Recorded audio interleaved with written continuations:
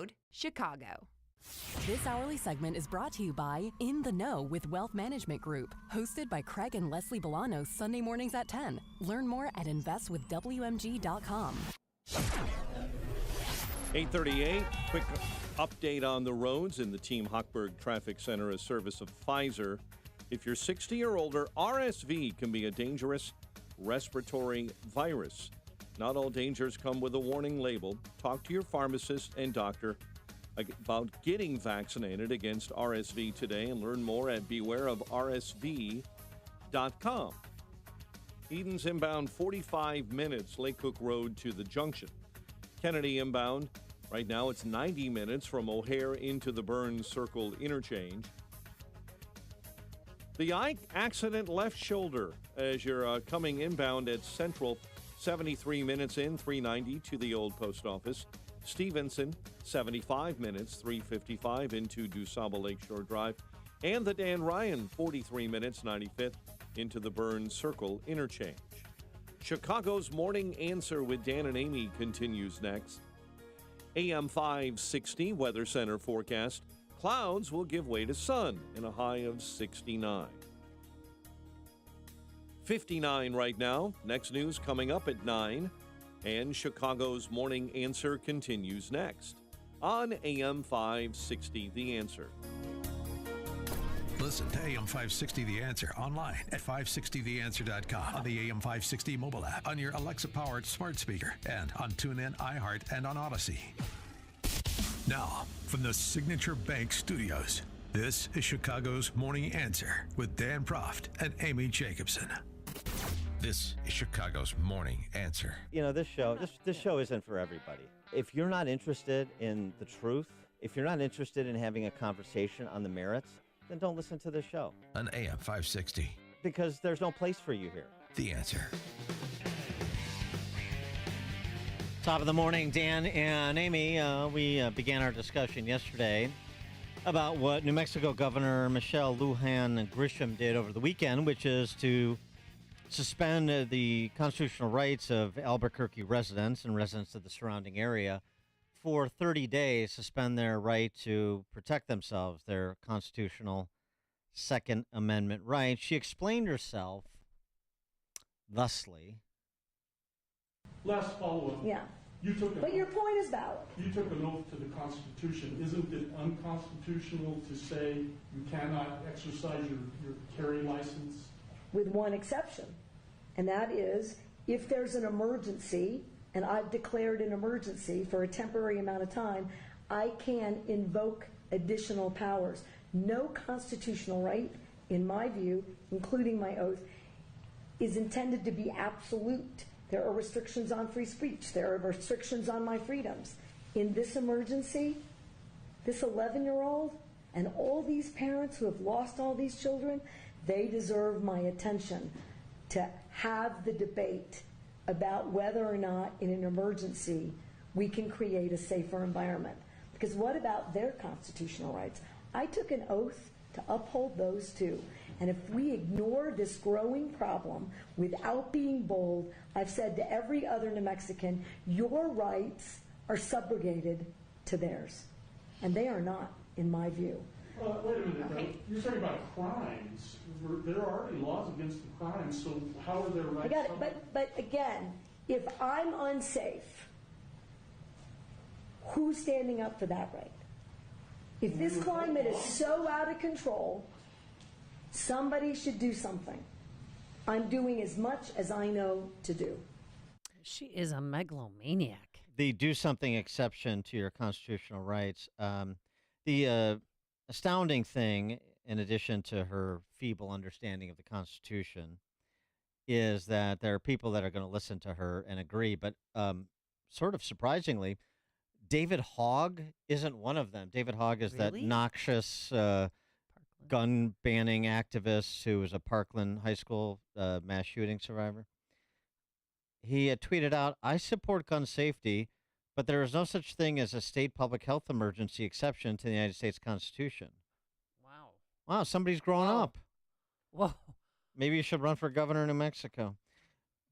This morning she was on CNN just explaining why she's doing what what is motivating her to do this? Why do it if it can't be enforced?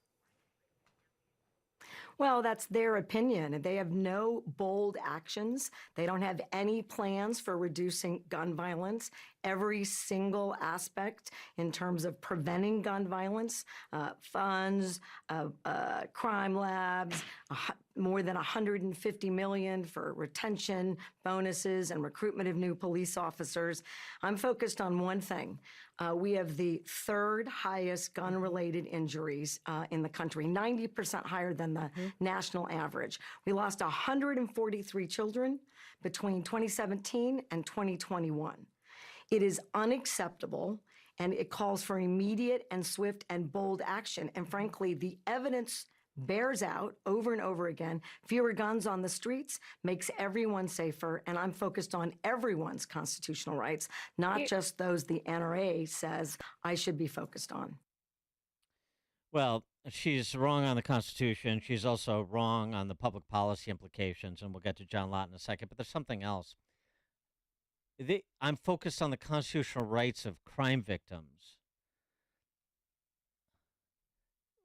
There's no disagreement there.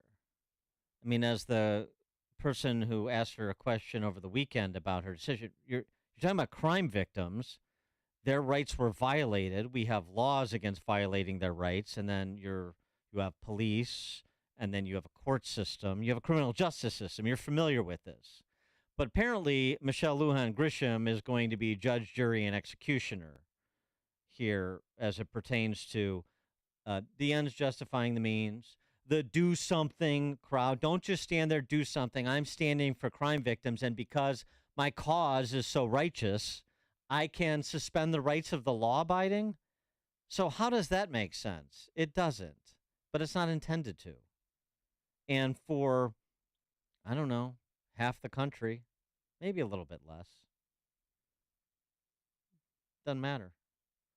The emotional appeal is enough. Oh, she's upset about children being killed. Like, who isn't?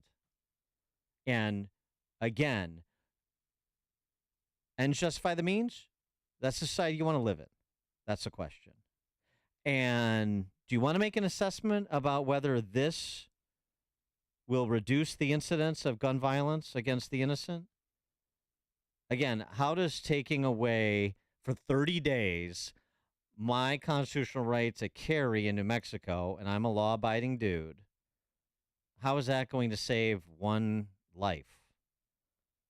Give me the explanation. She doesn't have to.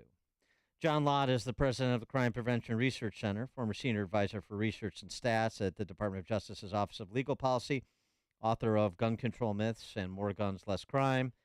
John, thanks for joining us. Appreciate it. Oh, thanks for having me on. Well, I'll tell you what, it was bound to happen.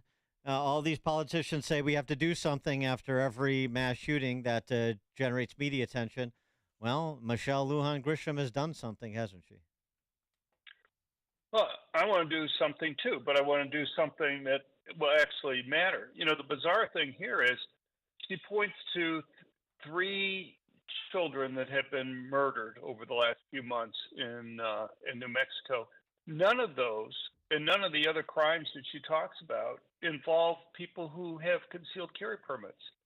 In fact, if you look at New Mexico, in 2021, the last year that they have data for, there was 1 permit holder in the state who had their permit revoked.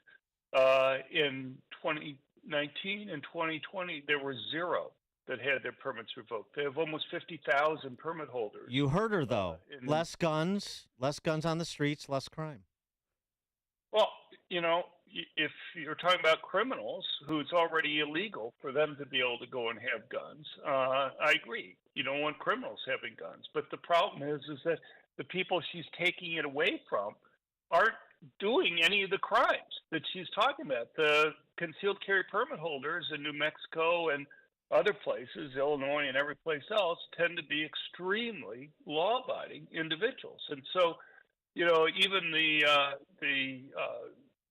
sheriff for the county where she's imposed this ban said yesterday in a press conference that, quote, this ban does nothing to curb gun violence, end quote, because it's taking away guns from the people who they're having no problem with. In fact, she's talking about these road rage incidents. There's actually road rage incidents just recently in New Mexico that were stopped because somebody had a permitted concealed handgun. So she wants to protect people. Well, the police weren't there all the time when you had some of these attacks that were occurring, but the permit holder was able to protect themselves and their families because when they were being attacked. And so, the sheriff, one of the other things he mentioned was he had a couple relatives who had been victims of crime, and they had guns to protect themselves. And he wasn't going to go and enforce this edict because he didn't want to make it so his relatives weren't able to protect themselves.